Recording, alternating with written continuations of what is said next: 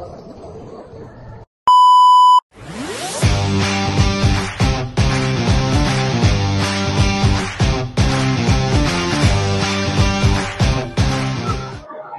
Assalamualaikum, salam sejahtera dan salam Malaysia Madani. Saya Nur Alin Safia, wartawan dari kru TVPS SMK Sri Aman. Hari ini pada 7 April 2025, sekolah kami telah mengadakan sambutan Hari Raya Aidilfitri di Dewan Seri Cemerlang. Jom kita saksikan bagaimana suasana di sekolah kami pada hari ini.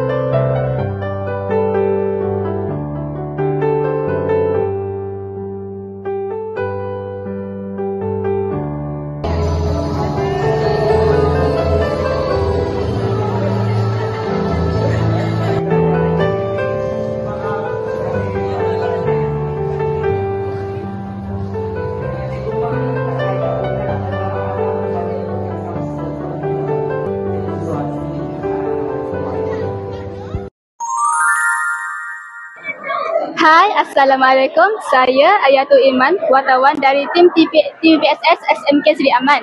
Kini saya bersama Tuan Pengetua Encik Muhammad Jamil bin Ismail. Baiklah Tuan Pengetua, saya ingin menanyakan soalan. Apakah objektif sambutan Hari Raya pada hari ini?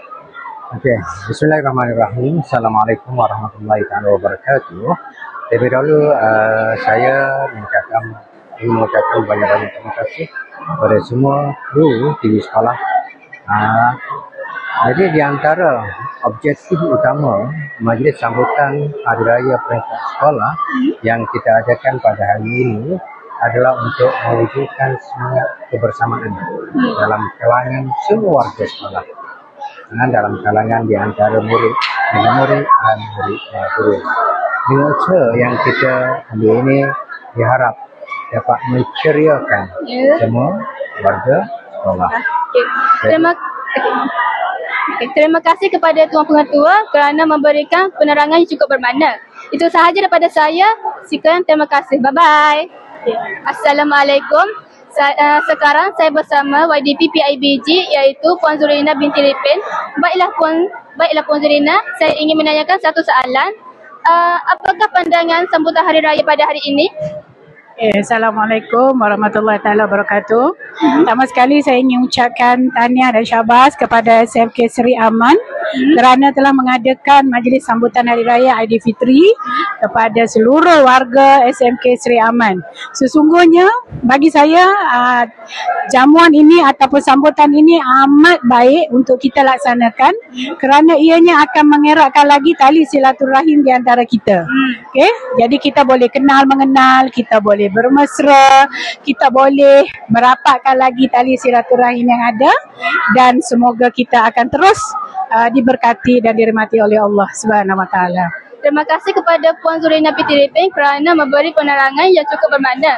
Sekian, itu sahaja daripada saya. Assalamualaikum. Bye. Begitu meriah suasana di sekolah kami pada hari ini. Namun majlis telah tiba ke penghujungnya. Saya Nur Alin Safia mewakilkan kru-kru TVPS SMK Sri Aman mengucapkan selamat Hari Raya Aidilfitri kepada seluruh umat Islam.